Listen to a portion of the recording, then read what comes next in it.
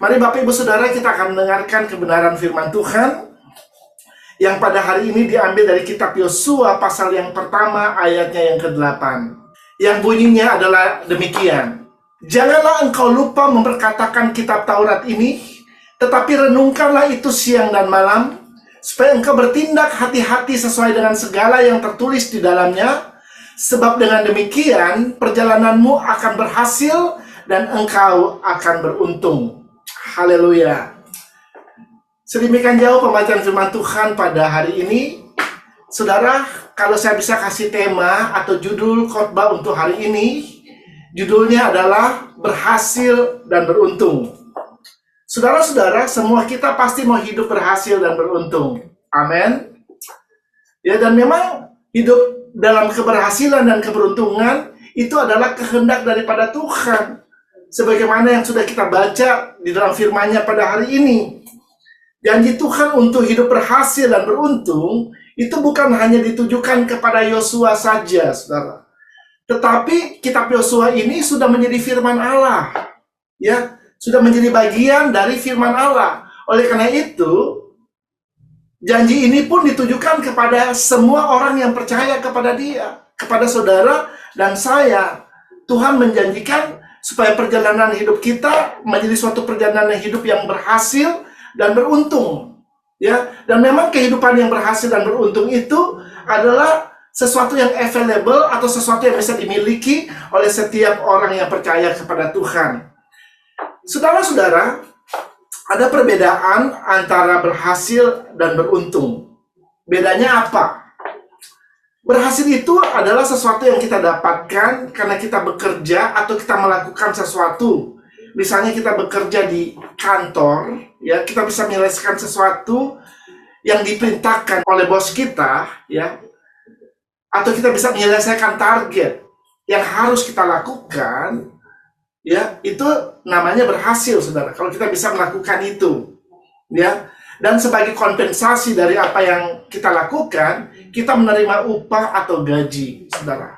Ya, biasanya orang yang kerja di kantor, ya, menerima gaji secara bulanan, ya. Kalau di Indonesia, saudara. Kalau di Amerika sini, gajinya bisa mingguan, bisa 2 mingguan, ya, tergantung dari perusahaannya, saudara. Kalau beruntung itu, kita tidak bekerja melakukan apa-apa, tetapi kita menerima sesuatu. Ya, saya kasih contoh. Ya, misalnya Anda buka account di bank, saudara, di bank BCA. Dan tiba-tiba akun Anda diundi, dan tiba-tiba akun Anda kena diundi, dan Anda mendapatkan hadiah sebuah mobil. Nah, ini namanya beruntung, saudara. Ya, karena Anda nggak ngapa-ngapain, Anda tidak bekerja, tidak berusaha, ya. Tiba-tiba Anda ditelepon oleh bank BCA bahwa Anda menerima sebuah mobil karena akun Anda mendapat undian untuk itu, saudara. Ya, ini namanya beruntung. Nah, kalau orang dunia bilang, kalau di sini mereka bilangnya you are lucky. Ya, Anda beruntung. Kalau orang Chinese, ya, mereka akan bilang, oh, orang ini hoki, ya. Itu beruntung, saudara. Nah, kehidupan orang percaya harus hidup dalam keberhasilan dan keberuntungan. Dua hal ini harus ada, ya. Bukan hanya berhasil, tetapi janji Tuhan kepada hidup kita, kita pun akan hidup beruntung, saudara. Dan hanya Tuhan yang sanggup membuat kedua hal ini terjadi dalam hidup kita, ya. Siapa yang mau mengalami kedua hal ini dalam hidupmu? Saya percaya kita semua mau menjadi orang-orang yang berhasil dan orang-orang yang beruntung, saudara. Saudara-saudara, hidup ini adalah sebuah perjalanan. Life is a journey, ya. Tentunya sebuah perjalanan untuk mencapai sebuah tujuan tertentu di dalam hidup kita. Dan kita tentunya mau berhasil mencapai tujuan yang kita rencanakan di dalam hidup kita, ya. Kita mau mencapai tujuan akhir dari perjalanan hidup kita. Saudara, perjalanan di dunia ini adalah perjalanan yang penuh dengan tantangan, saudara. Ya, tantangan demi tantangan bisa saja terjadi di dalam hidup kita. Karena kita sudah hidup di dunia yang sudah jatuh, saudara. Sama seperti perjalanan bangsa Israel, ya, dari Mesir menuju ke tanah perjanjian. Mereka banyak mengalami tantangan, ya. pada waktu mereka memasuki padang gurun, itu aja udah banyak tantangan, saudara. Ada banyak binatang buas di sana, dan weathernya atau cuacanya itu sangat ekstrim.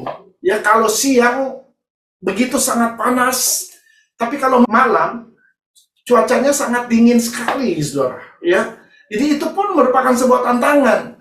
Belum lagi ketika mereka harus memasuki negeri perjanjian atau tanah Kanaan. Di sana ada tinggal bangsa-bangsa yang kuat, saudara. Ya, seperti orang Feris, orang Enak, orang Gergasi, orang Amori. Bahkan dikatakan oleh Alkitab ada orang Enak yang keturunan raksasa, saudara. Ya, dan semua bangsa-bangsa ini harus mereka hadapi di tanah Kanaan, saudara, untuk bisa merebut tanah itu, saudara. Oleh karena itu, untuk bisa masuk dan merebut tanah perjanjian, mereka harus sungguh-sungguh mengandalkan Tuhan di dalam hidup mereka. Kalau tidak, mereka akan dengan mudah dikalahkan. Nah, ada beberapa hal yang disampaikan dalam firman Tuhan yang baru kita baca dari kitab Yosua pasal 1 ayat yang ke-8 ini. Bagaimana supaya perjalanan kehidupan kita berhasil dan beruntung. Coba kita lihat Yosua 1 ayat 8. Yang pertama, jangan engkau lupa memperkatakan kitab Taurat ini. Ya, jadi saudara, dengan jelas dikatakan yang pertama adalah jangan engkau lupa memperkatakan kitab Taurat ini. Ya, jadi firman Allah berkata supaya kita jangan lupa memperkatakan kitab Taurat. Kalau zaman dahulu baru ada kitab Taurat, saudara. Kalau zaman sekarang kita udah memiliki Alkitab, saudara. Dari Kejadian sampai Wahyu. Nah, kita harus selalu mengingat setiap firman yang disampaikan oleh Tuhan dari Kejadian sampai Wahyu, saudara. Jangan sampai lupa, saudara. Karena firman Tuhan ini adalah pedang roh, ya, senjata kita dalam menghadapi kerajaan kegelapan. Kenapa Alkitab mengingatkan kita supaya kita jangan lupa untuk memperkatakan firman Tuhan? Karena pada dasarnya manusia itu kecenderungannya suka lupa, saudara. Benar? Ya. Manusia itu suka nggak inget, suka lupa, saudara. Kenapa suka lupa memperkatakan firman, saudara? Karena ketika kita mendengarkan firman Tuhan, kita nggak pay attention, ya, kita nggak memperhatikan atau tidak mendengar dengan baik-baik. Oleh karena itu, saya menganjurkan kepada kita, pada waktu Anda mendengarkan firman Tuhan, baik itu dalam persekutuan pribadi engkau dengan Tuhan, pada waktu Anda membaca dan merenungkan firman Tuhan, dan juga pada waktu-waktu dalam ibadah, marilah kita mendengarkan firman Tuhan dengan sungguh-sungguh, ya, dengan hati yang tertuju kepada Tuhan, ya, sehingga firman itu tidak kita lupa.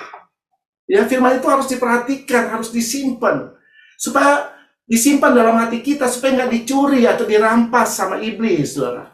Karena iblis itu suka mencuri, ya. Yohanes 10 ayat 10 berkata iblis datang untuk mencuri, membunuh dan membinasakan, ya. Jangan sampai firman Tuhan itu dicuri oleh iblis, saudara. Ya. Kalau kita membaca perumpamaan tentang seorang penabur yang menaburkan benih, dikatakan dalam kitab Matius pasal 13 diumpamakan tentang seorang penabur yang menabur benih, ya. Di situ ada benih yang ditabur di pinggir jalan, dan juga ada benih yang ditabur di tempat yang berbatu-batu, dan juga ada benih yang juga ditabur dan jatuh di semak belukar, saudara, semak berduri, saudara. Dan juga ada benih yang jatuh di tanah yang baik. Nah, saudara, kalau kita membaca Matius 13 ayat 4 dan 19, ini berbicara tentang benih yang ditabur di pinggir jalan. Coba bisa ditampilkan. Matius 13 ayat 4 dan 19.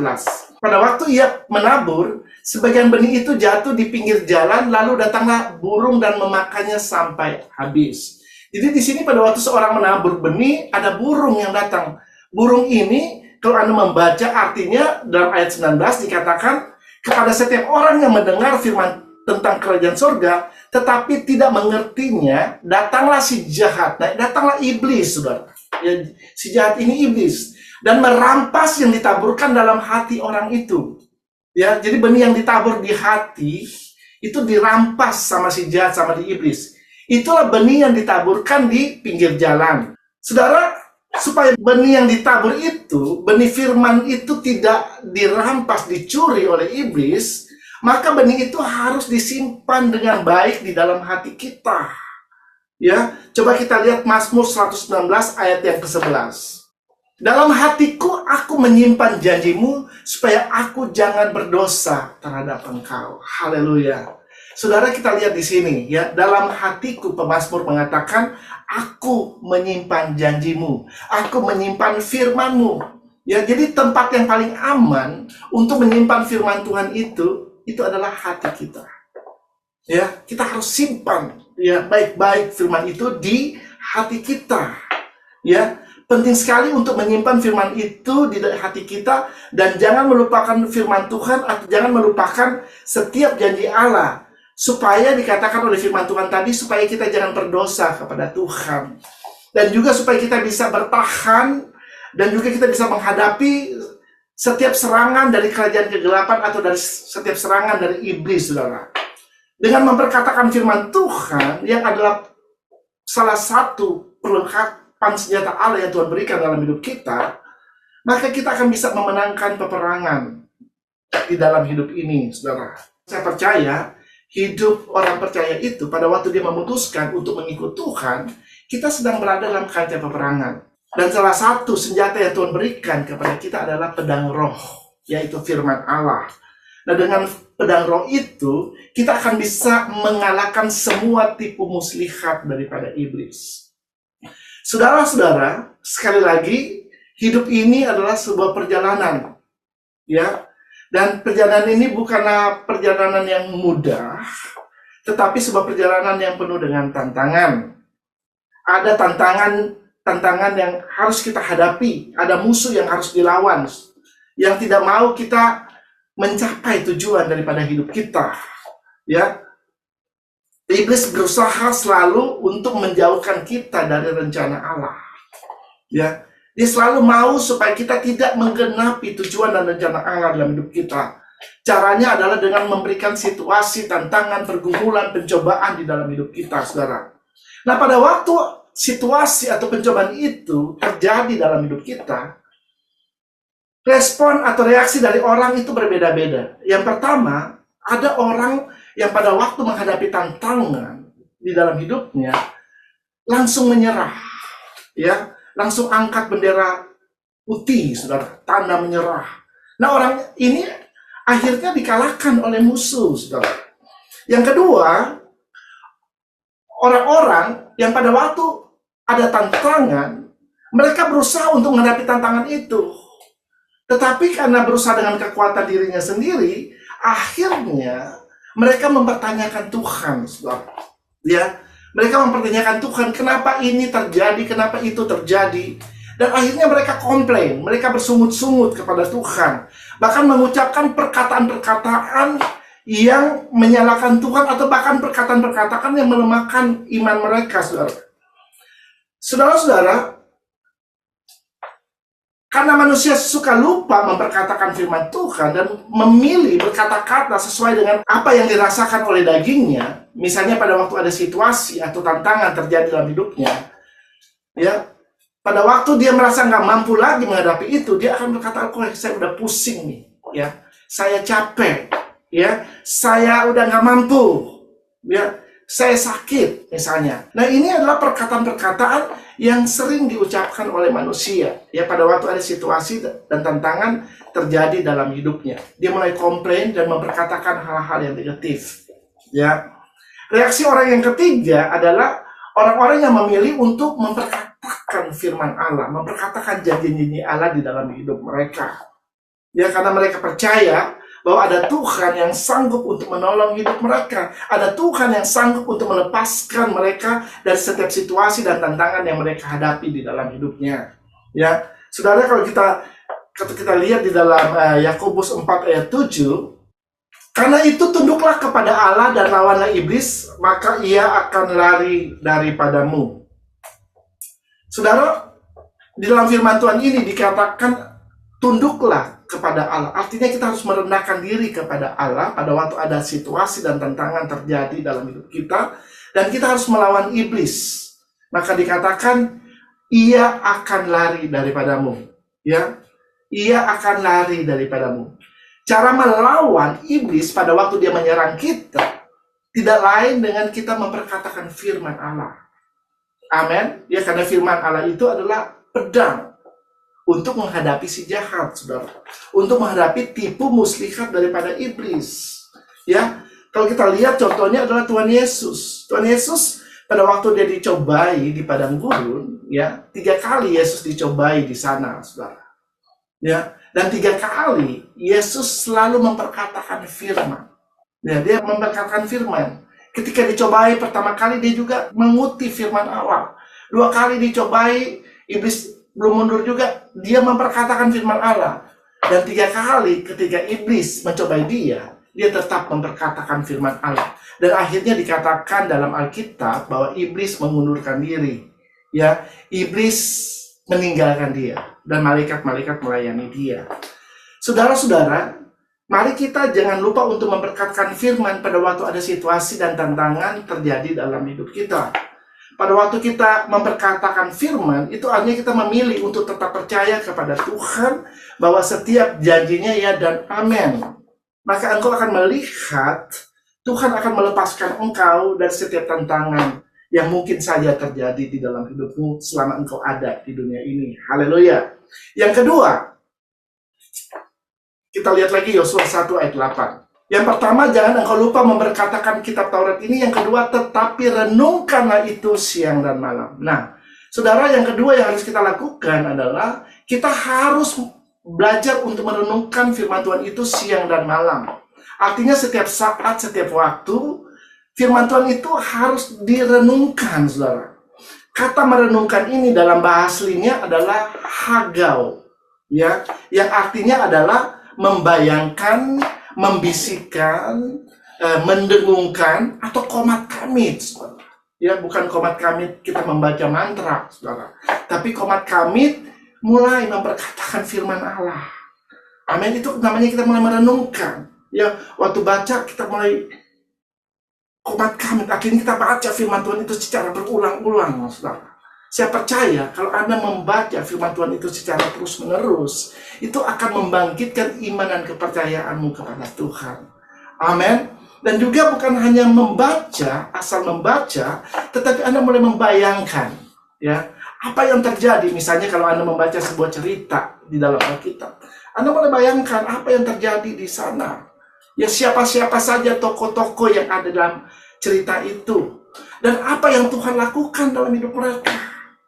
Ya, saya percaya kalau Anda membaca dengan rasa ingin tahu, ya, dan membayangkan peristiwa itu terjadi, maka ada berkat yang luar biasa yang engkau akan dapatkan pada waktu Anda membaca firman Tuhan, saudara. Ya, jadi bukan hanya asal lewat, yang penting udah baca. Nah, ini salah, saudara. Ya, saudara tidak akan pernah bisa mendapatkan apa-apa kalau Anda tidak merenungkan firman Tuhan itu di dalam hidupmu. Haleluya. Ya, jadi penting sekali kita merenungkan firman Tuhan itu. Kalau kita membaca dalam 2 Timotius 3 ayat 16, coba kita lihat ayat ini. 2 Timotius 3 ayat 16, segala tulisan yang diilhamkan Allah memang bermanfaat untuk mengajar, untuk menyatakan kesalahan, untuk memperbaiki kelakuan, dan untuk mendidik orang dalam kebenaran. Ya, jadi saudara, dalam ayat firman Tuhan ini dijelaskan ada 4 manfaat atau 4 fungsi dari firman Tuhan. Oleh karena itu, kenapa kita merenungkan firman Tuhan ini? Karena memang ada manfaatnya bagi hidup kita, saudara. Yang pertama dikatakan bermanfaat atau berguna untuk mengajar. Nah, kenapa kita perlu diajar? Supaya kita bisa memperoleh pengetahuan, ya, tentang apa yang Tuhan mau di dalam hidup kita. Ada firman Tuhan yang berkata, umatku binasa karena kekurangan pengetahuan. Ya, umatku tersesat karena kurang pengetahuan. My people are destroyed for lack of knowledge. Ya, kita akan dihancurkan kalau kita kekurangan pengetahuan, saudara. Makanya pengetahuan firman Tuhan itu penting. Karena firman Tuhan itu akan menuntun kehidupan kita, saudara. Supaya kita tidak tersesat di dunia yang gelap ini. Ya, supaya kita tidak menyimpang dari jalan-jalan Tuhan. Nah, dan untuk diajar itu kita perlu memiliki hati seorang murid, saudara. Karena hanya murid yang mau menerima pengajaran dan mau diajar oleh Tuhan. Murid akan mengerti apa yang menjadi kehendak Allah. Saudara-saudara, Tuhan Yesus nggak punya terlalu banyak murid, dia hanya punya 12 orang murid. Tapi murid-murid ini adalah orang-orang yang mau diajar dan mau belajar di kaki Tuhan. Oleh karena itu, ya Tuhan Yesus, dia spend time bersama murid-muridnya selama 3,5 tahun. Dia membagikan ya firman Allah, dia mengajar kepada mereka, ya.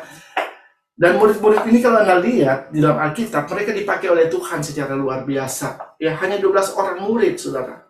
Tetapi mereka bisa mengubah dunia, bahkan menggoncangkan dunia ini. Kenapa? Karena mereka mau diajar oleh Tuhan. Demikian juga dengan kehidupan kita. Marilah kita memiliki hati seorang murid yang mau diajar dan mau belajar firman Tuhan. Sehingga kita tidak dikalahkan oleh dunia ini. Kita tidak tersesat pada waktu kita ada di dunia ini. Yang kedua, firman Tuhan itu bermanfaat untuk menyatakan kesalahan, ya, menyatakan kesalahan. Jadi firman Tuhan itu untuk mengkoreksi kita, saudara. Kalau seandainya dalam hidup kita terdapat kesalahan atau terdapat sesuatu dosa, ya kejahatan, maka firman Tuhan itu akan mengkoreksi kita, yang menyatakan bahwa Anda salah, kita salah, engkau salah. Nah itu firman Tuhan, saudara. Jadi kalau kita mendengarkan firman Tuhan dan kesalahan kita dinyatakan atau dikoreksi oleh firman Tuhan itu, jangan tersinggung atau marah, saudara. Amin. Ya, banyak orang ketika dengar firman Tuhan dan firman Tuhan itu kena kepada dia, ya dia marah, ya. Bahkan ada yang meninggalkan Tuhan, keluar dari gereja. Itu sesuatu yang salah, respon yang salah, saudara. Seharusnya kita mengucap syukur. Karena Tuhan itu baik buat hidup kita. Sehingga kesalahan kita dikoreksi, dinyatakan. Ya, jadi firman Tuhan itu bukan mencari kesalahan kita, tetapi menyatakan, membuka kesalahan kita, sehingga kita bisa melihat bahwa kita salah. Ya, kita melakukan sesuatu yang tak berkenan kepada Tuhan, sesuatu yang jahat. Kalau kita sudah bisa melihat itu, kita bisa berbalik dan bertobat, saudara. Amin. Ya, firman Tuhan berkata, pada waktu kita bertobat, kita mengaku dosa kita, Dia adalah Allah yang setia dan adil. Dia akan mengampuni dan menyucikan kita dari segala dosa dan kejahatan kita. Jadi, yang namanya dosa dan kejahatan harus diakui di hadapan Tuhan. Karena kalau kita nggak mengaku dosa kita, maka kesalahan itu akan tetap ada di sana dan tidak akan diampuni. Makanya kita perlu ada pengampunan dosa. Kita perlu doa pengampunan dosa di hadapan Tuhan. Apapun dosamu, akui itu di hadapan Tuhan. Dan percaya, pada waktu engkau sudah mengaku dosamu, Tuhan mengampuni engkau. Dan engkau gak usah ingat-ingat lagi. Tuhan aja gak ingat. Waktu kita sudah mengaku dosa kita, Dia udah gak ingat dosa kita. Karena Dia udah ampuni. Dia sudah sucikan kita. Dia udah benarkan kita. Jadi nggak perlu lagi ada intimidasi di dalam kehidupan kita. Yang ketiga, firman Tuhan itu bermanfaat untuk memperbaiki kelakuan. Saudara, dalam kehidupan kita ada begitu banyak kelakuan atau karakter-karakter yang tidak berkenan di hadapan Tuhan. Dan itu perlu diperbaiki, ya. Karena sebelum kita percaya kepada Tuhan, kita terlalu lama hidup di manusia lama kita yang penuh dengan dosa. Ya, ada karakter-karakter lama yang masih melekat di dalam hidup kita. Nah, itu perlu dibersihkan, saudara. Ya, perlu dibersihkan oleh Tuhan. Ya, dan kita harus rela ya untuk dibersihkan oleh Tuhan. Ya, segala hal yang nggak berguna harus kita rela untuk dibersihkan oleh Tuhan. Amin. Ya, jadi firman Tuhan itulah yang akan memperbaiki kelakuan kita, saudara. Ya, sehingga kalau kelakuan yang tidak berkenan di hadapan Tuhan bisa diubah menjadi karakter Kristus. Ya, dan hanya Tuhan yang sanggup untuk memulihkan kehidupan kita. Jadi saya selalu berkata seperti ini, dalam kehidupan seseorang nggak ada yang permanen, saudara. Mungkin dia dulunya adalah seorang yang jahat, seorang gangster, seorang penjahat. Ya, tetapi pada waktu dia mendengarkan firman Tuhan, firman Tuhan itu sanggup untuk menjamah dia, sanggup untuk mengubah hidup dia. Yang dulunya jahat bisa menjadi baik, saudara. Itu adalah perbuatan daripada Tuhan, perbuatan daripada Roh Kudus. Ya, firman Tuhan adalah Allah sendiri, saudara, yang sanggup untuk mengubah kehidupan seseorang. Amin. Ya, jadi nggak ada sesuatu yang permanen, saudara. Ya, kalau dulunya seorang pembohong, bukan berarti dia terus-menerus akan menjadi seorang pembohong. Pada waktu firman Tuhan datang dalam hidupnya dan dia meresponi firman Tuhan itu secara benar, Tuhan sanggup mengubah dia sehingga dia bisa tidak lagi menjadi seorang pembohong, saudara. Setiap perkataan yang keluar dari mulutnya adalah perkataan kebenaran, perkataan firman Tuhan. Tuhan sanggup mengubah orang ini, saudara. Ya, jadi kita nggak bisa menghakimi seseorang karena nggak ada yang permanen dalam diri seseorang kalau dia mau datang kepada Tuhan yang adalah firman yang hidup itu. Haleluya. Ya. Yang keempat, firman Tuhan itu bermanfaat untuk mendidik orang dalam kebenaran. Ya. Jadi firman Tuhan ini bermanfaat untuk mendidik kita, mendidik saya, mendidik saudara di dalam kebenaran. Ya. Karena itu sangat penting, karena kita sebagai orang percaya, kita harus hidup di dalam kebenaran, saudara. Amin. Ya, kalau namanya orang percaya, orang benar, kita aja disebut orang benar. Kenapa kita disebut orang benar? Karena cara hidup kita harus benar di hadapan Allah. Amin. Ya, makanya kita disebut orang benar, orang percaya. Ya, bukan hanya kita hidup karena percaya, tapi kita hidup di dalam kebenaran. Kita hidup sesuai dengan apa yang maunya Tuhan. Kita harus hidup sesuai dengan firman Allah. Amin. Ya. Nah, oleh karena itu, kita harus mengizinkan firman Tuhan ini ada terus dalam hidup kita. Ya, kita harus percaya bahwa firman Tuhan ini adalah 100% kebenaran. Amin. Ya, saudara, Billy Graham, ya, pada waktu dia masih muda, ya, dia taruh Alkitab itu di hadapan dia. Dan dia berkata kepada Tuhan, aku mempercayai firman-Mu dari Kejadian sampai Wahyu ini adalah kebenaran yang mutlak. Ya, kebenaran yang mutlak. Ya, jadi dia nggak pernah meragukan kitab Kejadian sampai Wahyu itu adalah firman Allah, itu adalah kebenaran. Demikian juga dengan hidup kita. Kita harus memutuskan untuk mempercayai firman Tuhan sepenuhnya. Ya, bahwa dari kitab Kejadian sampai Wahyu itu adalah kebenaran yang mutlak dalam hidup kita. Dan harus kita ikuti setiap apa yang dikatakan oleh firman Allah. Ya, semua yang tertulis di Alkitab itu harus engkau percayai secara mutlak, saudara. Ya, sehingga engkau boleh hidup di dalam kebenaran. Jangan pernah meragukan firman Allah, saudara. Ya, amin. Ya, jangan pernah meragukan firman Allah. Kita harus percaya bahwa itu adalah kebenaran yang mutlak, yang harus kita hidupi dan harus kita jalani di dalam hidup ini. Haleluya. Yang terakhir, bagaimana supaya kehidupan kita bisa berhasil dan beruntung? Coba kita lihat Yosua pasal yang pertama ayat yang ke-8 sekali lagi. Yang ketiga adalah supaya engkau bertindak hati-hati sesuai dengan segala yang tertulis di dalamnya. Haleluya. Ya, saudara, yang ketiga, bagaimana supaya kita bisa hidup dalam keberhasilan dan keberuntungan? Kita harus bertindak hati-hati sesuai dengan apa yang tertulis di dalam hukum Taurat itu, di dalam Alkitab kita, saudara. Ya, kita harus bertindak hati-hati, artinya kita harus waspada, ya. Karena kalau kita nggak waspada, ya kita bisa hidup melenceng dari firman Allah. Kalau nggak waspada.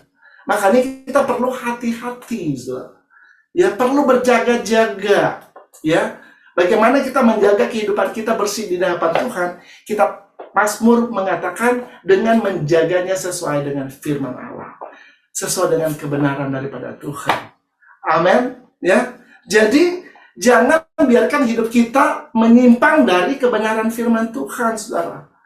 Amin. Ya, dan kita harus melakukan apapun yang Tuhan perintahkan kepada kita sesuai dengan apa yang Dia mau. Ya, harus persis. Ya, kalau Tuhan bilang A, A yang kita lakukan. Kalau Tuhan bilang B, B yang kita harus lakukan. Jangan ditambah atau jangan dikurang. Ya, firman Tuhan berkata jangan menambah, jangan mengurangi firman Allah. Ya, kita harus melakukan persis seperti yang Tuhan katakan di dalam hidup kita. Ya, contohnya, ketika bangsa Israel mereka keluar dari tanah Mesir dan mereka tiba di Yeriko. Yeriko itu adalah sebuah kota yang berbenteng yang sangat kuat, saudara, yang mengelilingi kota itu. Ya, dan mereka tidak mungkin bisa memasuki benteng itu dan mengalahkan orang-orang yang tinggal di Yeriko, saudara. Karena bentengnya dikatakan sangat tebal, saudara.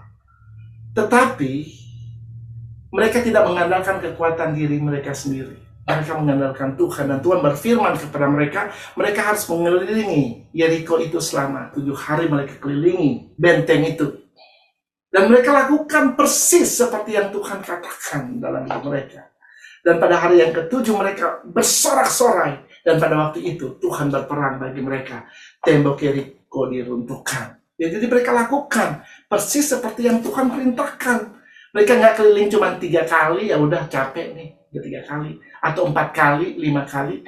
Mereka nggak akan pernah bisa melihat perkara yang besar yang akan Tuhan lakukan dalam hidup mereka. Kalau mereka berhenti di kali yang ke-5 atau kali yang ke-6 pada waktu mereka mengitari tembok Yeriko itu, mereka harus melakukan, ya kalau 7 kali, saudara. Ya, kemarin saya khotbah di ICC Jakarta, ya, saya khotbah tentang Naaman, ya. Naaman diperintahkan oleh Nabi Elisa untuk pergi mandi ke Sungai Yordan selama 7 kali, saudara. Kalau dia mau disembuhkan dari penyakit kustanya. Saudara bayangkan, kalau Naaman, ya, dia mandinya hanya sampai 6 kali aja. Dan dia merasa kok kustanya nggak sembuh nih, masih ada juga. Dan akhirnya dia pergi dan marah, dan dia meninggalkan Israel pada waktu itu. Saya percaya kesembuhan tidak akan terjadi di dalam tubuhnya, ya. Tetapi dia mengikuti persis seperti yang dikatakan oleh abdi Allah itu. Dia mandi selama 7 kali, dan pada waktu 7 kali dia mandi, dia membenamkan dirinya di Sungai Yordan. Waktu dia keluar dari Sungai Yordan, dia melihat bahwa tubuhnya sudah menjadi terakhir. Dikatakan oleh Alkitab, tubuhnya menjadi tubuh seorang anak. Semua kustanya sudah lenyap, sudah pergi dari tubuhnya. Ini karena dia melakukan persis seperti apa yang firman Tuhan katakan. Karena Nabi nggak pernah berkata-kata atas dirinya sendiri. Apa yang Nabi itu dengar dari Tuhan, itu yang disampaikan kepada Naaman.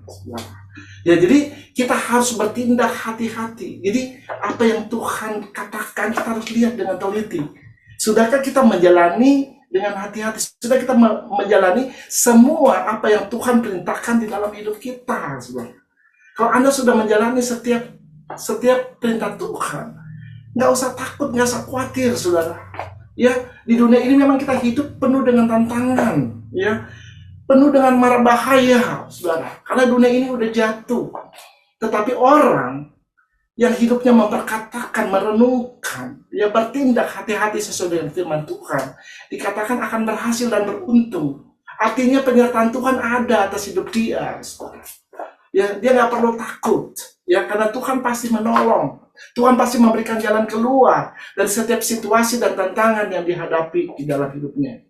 Saudara-saudara, kalau hal-hal ini kita lakukan dalam hidup kita, jangan lupa memperkatakan firman Tuhan, merenungkan firman itu siang dan malam, bertindak hati-hati sesuai dengan yang difirmankan, atau kita melakukan firman Tuhan itu dalam hidup kita. Maka kalimat yang terakhir dalam Yosua 1 ayat 8, coba kita bisa lihat lagi sekali lagi. Sebab dengan demikian perjalananmu akan berhasil dan engkau akan beruntung. Haleluya. Saudara mau mengalami hal ini? Ya, belum semua yang angkat tangan, ya. Saudara, kita harus mau mengalami hal ini. Ya, hidup yang berhasil dan hidup yang beruntung.